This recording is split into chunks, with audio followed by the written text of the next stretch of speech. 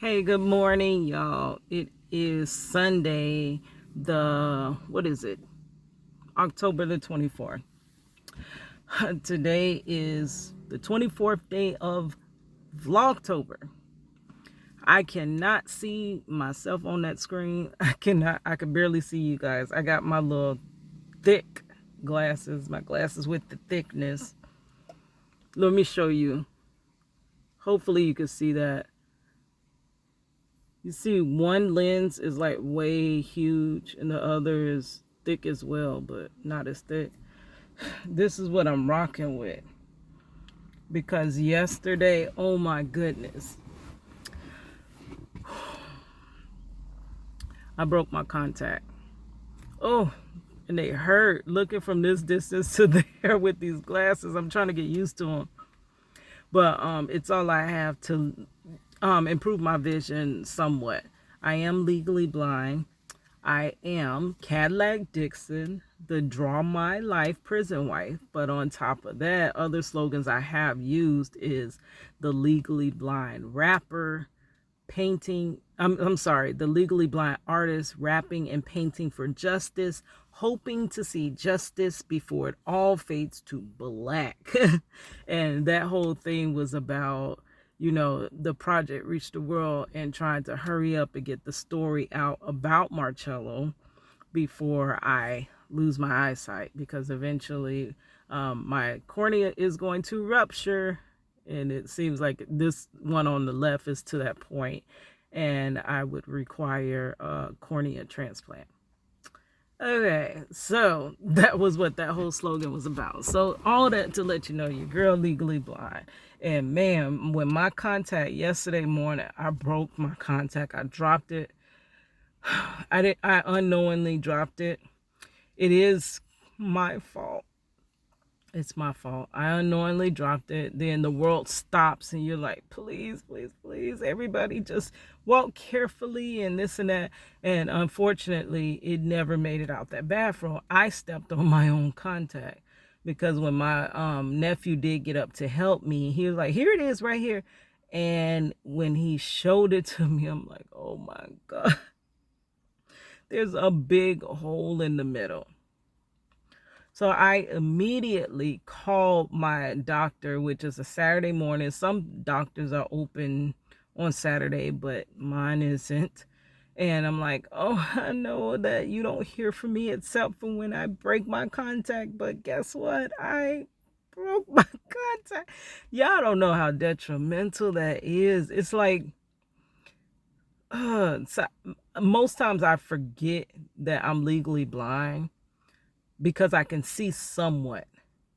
So out my left eye, I never see. I don't wear a contact over there.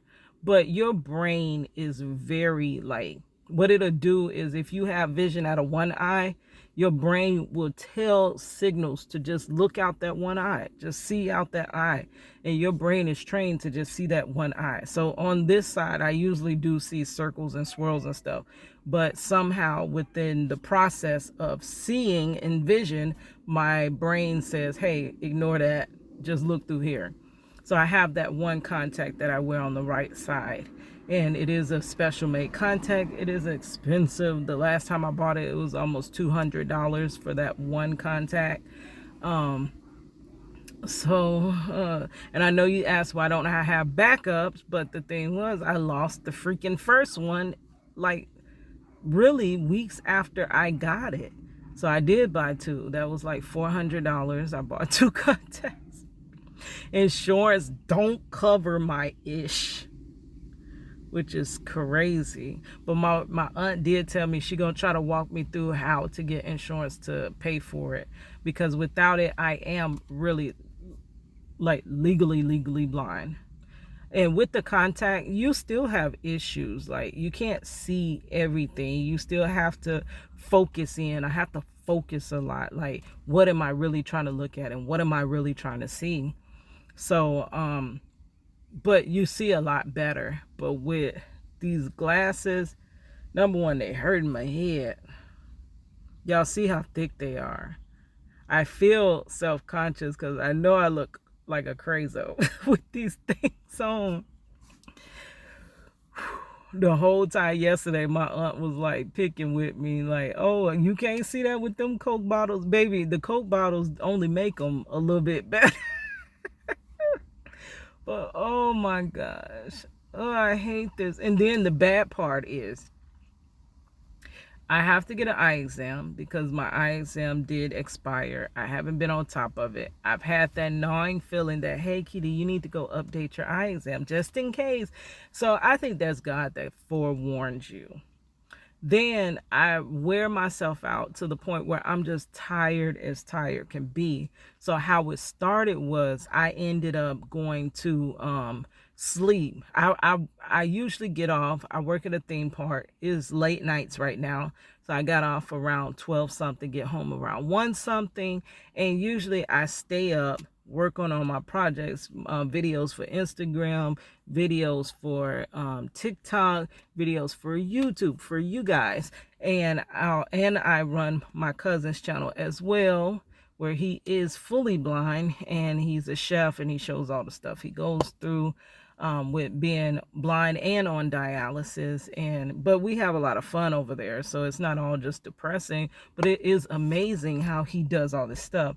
And it was just a feeling in my heart that, like, hey, I need to have him teach me a lot of these things just in case I go from here to there. You know, you don't want to go from functioning to dysfunctioning. Like, I don't even know if the work situation is gonna work on Tuesday. Like, how am I gonna get through that? That is the question. So anyways, you go from this to that. And I had that feeling that, hey, I need to probably learn some of the things that he does, like how he uses voiceover on his cell phone, how he maneuvers around the house and stuff like that. I need to start learning those things because I know that day is coming for me. We don't know when it's coming, but it's coming.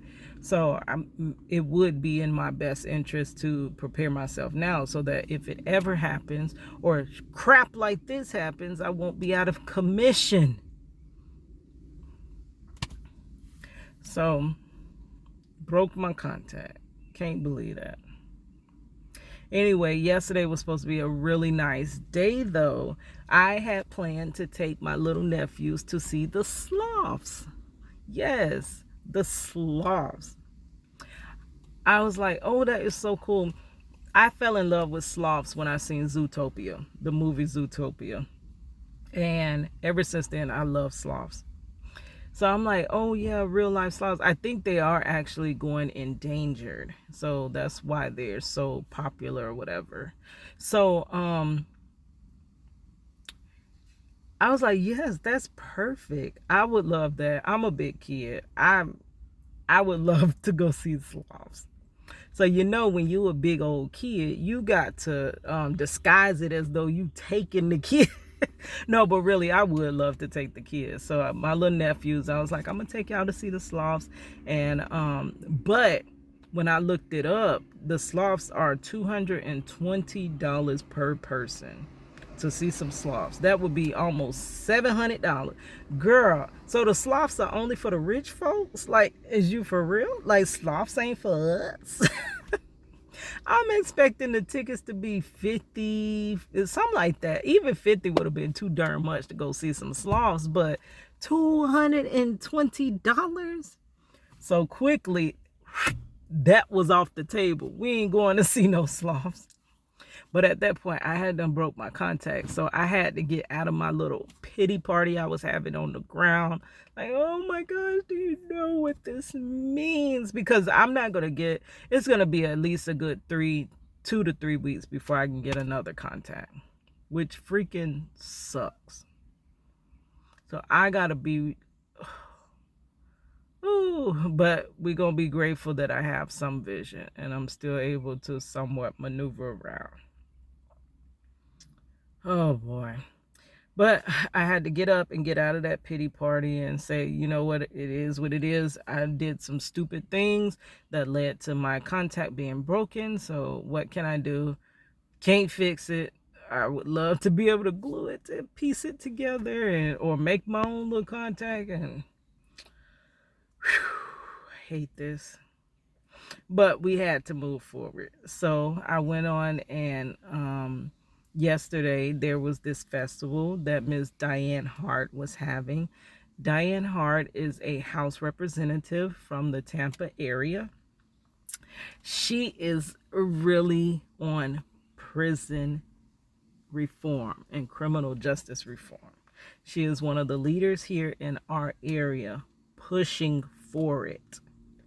So when I seen that she was having, I started a project Reach the World for her, possibly before I did the Willie D Project Reach the World, which, if you don't know what Project Reach the World, if you've been following me, you should know what Project Reach the World is. I will link it in the description box, but really there is no excuse. You should know what it is. But for people that are just finding me, Project Reach the World basically is, I'm an artist. I have been an artist my whole life, and I use my artwork to gain attention because people love my artwork. When I was bullied as a child, and kids would beat me up, throw rocks at me, do all types of stuff, but when I was drawing, all that ceased. They would be in a maze. They would gather around me. That would be the one thing that made them like me. So I noticed that ever since I was young,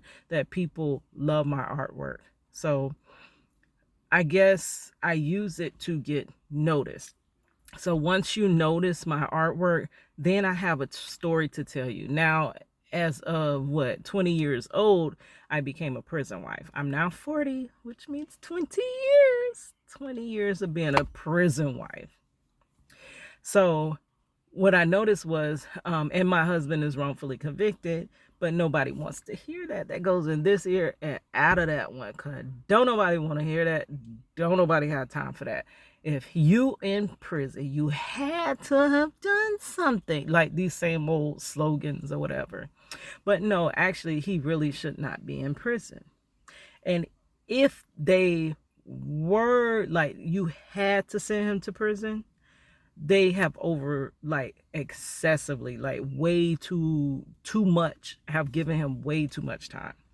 So a wrongful conviction of maybe 5 to 10 years, yes, that's bogus, but baby, you can move on with your life afterwards and, go back and fight or whatever. But they gave him an impossible sentence. They gave him 40 years, which the judge said that was lenient because he really wanted to give him life.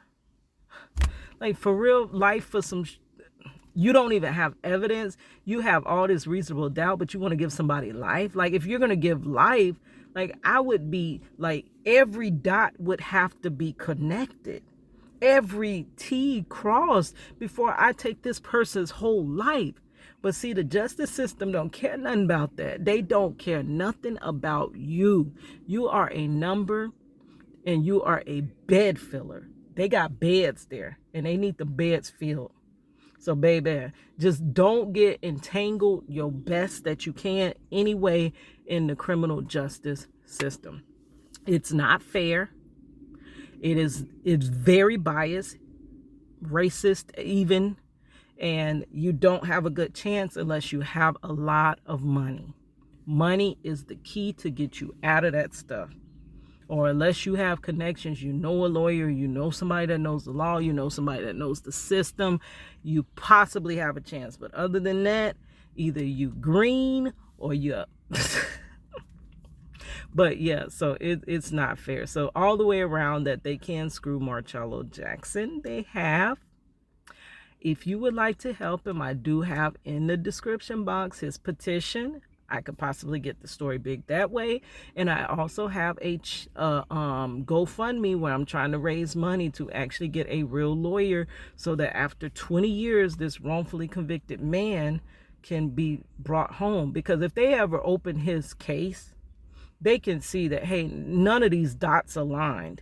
There was too much reasonable doubt. There was no, and the thing is with our law, see, we don't go by our law, because you are not supposed to convict at all, because a person is innocent until proven guilty. Like, actually, if you read the words, The person remains innocent, remains the whole trial until you 100% have proven this point.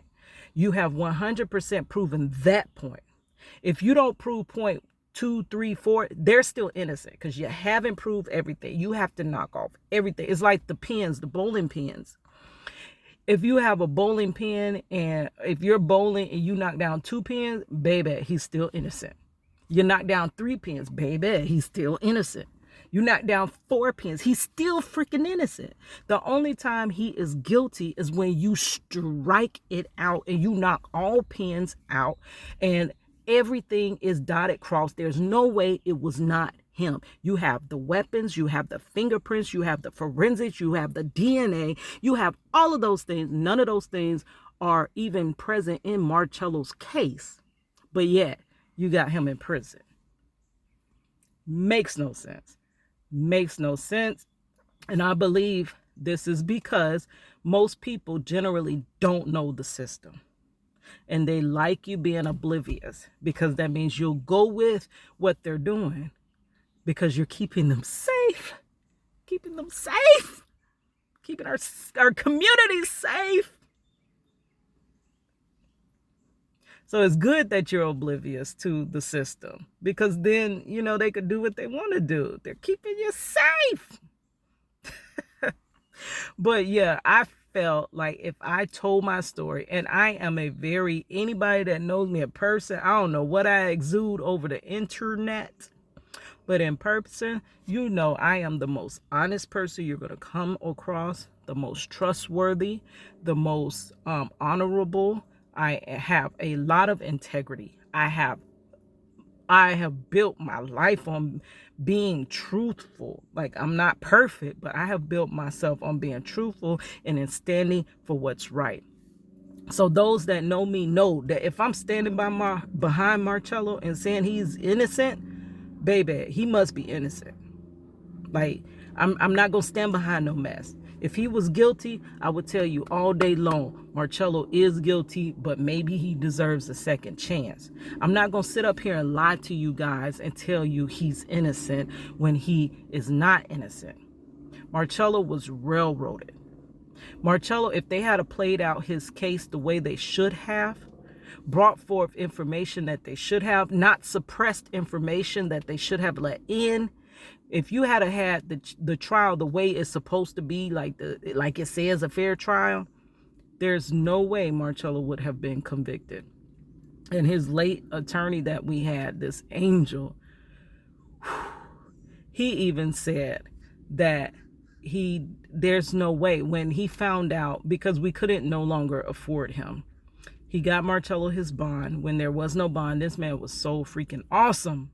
And I plan on drawing him in a tribute or whatever as well. But this man was so awesome. Marcello had no bond. They sent him away to just, like, to the trash heap. Like, he's a piece of trash. Let's throw him away. And that's exactly what they did with him. And they know that when they take our people away, throw them in jail, they know we forget about them. And we let them be. We fight for a minute and then they're long gone. They're out our memory. So that's how they know they can take them from us. And hey, we ain't got no fight on our hands. So let's take who we can take. We don't support our people in prison. There's a few, and I'm so proud of you. And I've supported him all through this from beginning to end. I haven't disappeared and went ghost like for 2 or 3 years, baby. I've been there from 2002. When he was wrongfully convicted, to now 2020, almost 2, when he's still wrongfully convicted, still fighting every freaking day of my life. So I don't know, y'all just let them go. Just let them go. But anyways, they know that. So they know who they can take. They know who they can steal, and they know who they can put into their system, because there's a reason they need them in that system. But had they had that fair trial that they should have had for him, Marcello would not be gone. They screwed him every way you could be screwed. And I feel so freaking bad for him. And I always felt like if most people in this world are good people. Now, if they just really knew the truth, if you knew the truth about this system that you believe that's keeping you safe, if you really knew, then you would question, and then you would wonder, like, why is he there? That's not what we've been taught. He shouldn't be in prison. But so I felt like I needed to get the story out. If I got enough people listening to the story, then I could possibly, publicity changes things. Once the light is shine on a situation, baby, that situation can change, like with the freaking quickness. So that's what I was trying to do. So I was like, what is the best way? Because I did try to get it on the news. Of course, the news is biased as well. I'm sorry if you guys don't agree with me. That's fine. We don't have to all agree in life. But the news is biased. They're not going to report on certain things. Some things they will, some things they won't. A lot of what the news is to fan flames. They want to fan flames. They want to make sure there are divides in our society. I'm saying too much today, but I'm just saying how. So it was very difficult. Nobody wanted his story on the news. But of course, back then, it wasn't all this stuff going on about Black Lives Matter and stuff like that. They wouldn't accept the things that they were doing to our people. And they have been doing it for a long time. And we have been screaming and crying about it for a long time. And it was like they basically turned a blind eye, which I did draw a picture about that. Did I call it Blind to Injustice? Yeah, I did, because it pictures me being, I'm being gagged. Like I have a blindfold across my mouth, so I can't say anything. And that's representing this situation. This is happening. I'm screaming out, I'm crying out, but nobody can hear me. And if maybe 5 people hear me, it could be 5 people watching this video, but us 5 people, most of the people that watch kind of don't participate or reshare or things that can get the story bigger. So it's basically us 5. It's me that's making it, and maybe the 5 that's watching it that knows the story. So I feel mouth closed off, and I have my hands tied behind my back, because it's like nothing you can do. That represents there's nothing you could do. So behind me, I have pictured the police, the judge, I have some lawyers, I have some other business people. They're all behind me, and they're kind of standing like, oh, like it's a beautiful day, like wonderful, like work as usual. And they have on blindfolds, and it's like they're clearly, I'm here bound and gagged, but you don't see it. Like, you don't see the injustice. Like, how do you not see what's happening? So that's what that picture is basically saying. And I felt like if people actually heard the story, the full story, because I haven't released like everything, like I graze over it because I used to do that, and people like, girl, nobody wants to hear that full long story. So I just tell you the bullet points. Like, basically they charged him with a weapon and they have no weapon. Where they do that at, who knows? They claim that he had a weapon. Now this is what's crazy. They have Marcello. They block off a crime scene, right? In the crime scene, Marcello never leaves their crime scene. But they say when they caught him, he had a weapon, right? He's in your vicinity of crime scene. When it's time to go to court, they say they never recovered the weapon. How in the F could you not have recovered a weapon if Marcello in fact had a weapon? How could you? He's in your crime scene. That's just like if let's say there's this trap door, right? And I have my phone on me, right? I got my phone. I clearly have my phone. I have this phone. You see me with this phone. I see me with this phone. All the witnesses that you got see me with this phone, right? And the trap door opens and I fall in. And it's just a box. There's nowhere else that you can go. It's just that box, right? That's representing the crime scene. Where's my phone? When you examine that box, if you come back and say, well, we can't find Kita's phone, would that make sense? But we still gonna charge her with having a phone. She had a phone. We still gonna say she had one, but we can't find it. Though there was no other way for her to dispose of this phone. Where could she have gotten rid of this phone? Who knows? But we know she had one. She definitely had one. And she went in this box with everything she had, but there's no phone. That's the same thing in Marcello's case. And what is holding all the weight on his case is that weapon. If they charged him without the weapon, Marcello would have been home a decade ago. Over a decade ago. The weapon holds the weight. But you didn't produce a weapon, but you charged him with it. And there's no way he had a weapon. There's other things like that. Once I start explaining his case, y'all gonna be racking y'all head like, why is he there? Maybe then once I explain more, maybe possibly, but then the thing is with cases, when you explain too much over the internet, you don't know what can happen.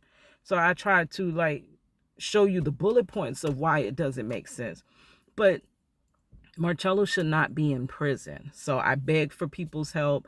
I beg for support, and I get a little bit. There are some real true troopers that have been supporting me for a long time. But the story is not escalating. The internet is meant to, you don't add on the internet. There's no addition. There's multiplication. So that comes through sharing. Once you share, your community sees it. Once they share, their community. So that's multiplication. You see how I shared one thing, then you share, and then whoever you share to might share. So it goes out like this. It doesn't just go forward. This is how I have been going these 20 years. A little bit forward. This slow too. With breaking his story. When in fact his story should have broke like this. Exponentially. And been big. There is a man in prison that doesn't deserve to be there. And I know Marcello is not the only one. There's a whole, I believe, thousands of people, that more than that probably, that don't deserve to be in prison. But they got them there because it's beneficial for them to be in prison. You better believe it's beneficial. So that's why they're there. That is why they're there. It's beneficial. Bed fillers. They're shelving human life. That's what they're doing. And they're doing it right under everybody's nose, under the pretense that they're keeping us safe. But I don't know how this vlog went that way, but that's what Project Reach the World is about. So, so after that, I decided that I was very discouraged because I broke my contact, and I know the cycle that I'm finna be in. I know the detriment I'm finna be in behind this contact. So I was like, you know what? I can't worry about that. Let's just go ahead and still do this Project Reach the World for Ms. Diane Hart. She is a House representative here in Florida, in the Tampa area, that is actually fighting for criminal justice reform. She sees the injustice that is going on within our system. It's really not even hidden. Everybody knows it's happening, but they just act as though they don't know what's happening so that they don't have to do anything about it. But she's actually stepping forward and trying to help. So I started drawing her a while back before I drew Mr. Willie D. But the thing was, I misplaced it and I never finished it. I'm an artist that, if I don't finish the drawing or painting in one sitting, I got a new idea and I don't feel like finishing that one. But when they were saying that she's coming, I'm like, yes, I got to get her a picture. Project Reach the World. And now I've started actually with the pictures giving them a copy of my Prisoner Family magazine. The intent with that is that it has been so ridiculously hard to break Marcello's story, and it never should have been that way. There is no way it should have taken me 20 years to not hardly get anywhere. Like at this point, 17 more years, he would have done the full wrongful conviction. They'll release him, taking most of his life away from him, most of what he could have been, should have been. They've also affected my life. A prison sentence does not just affect that person's life. It affected me. It effed me up. That completely fucked my life up.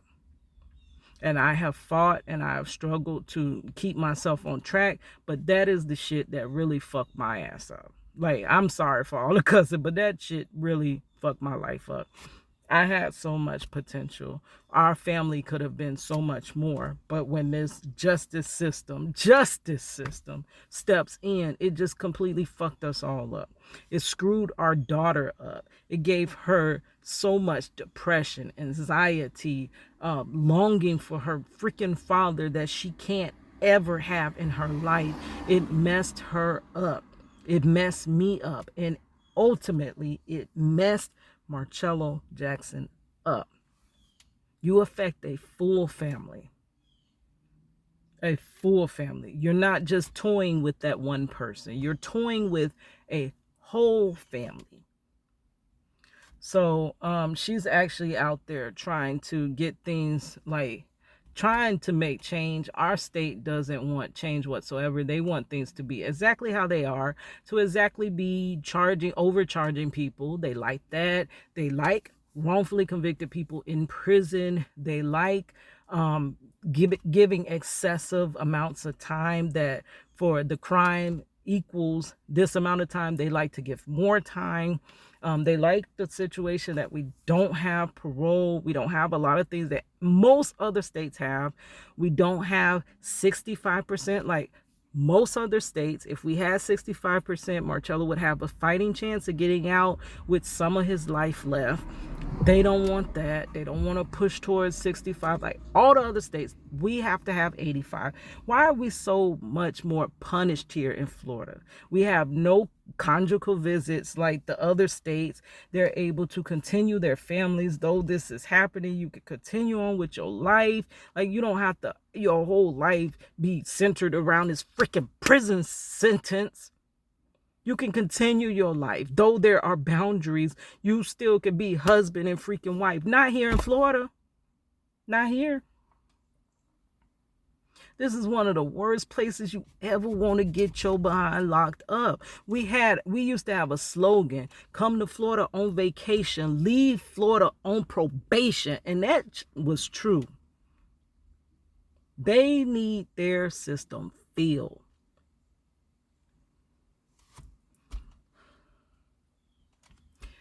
But she's actually trying to make changes.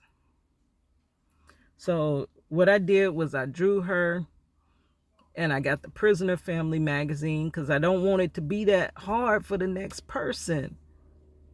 I want people to listen to these people that are saying, hey, my loved one is wrongfully convicted. Listen at least. Maybe they're not. But at least listen.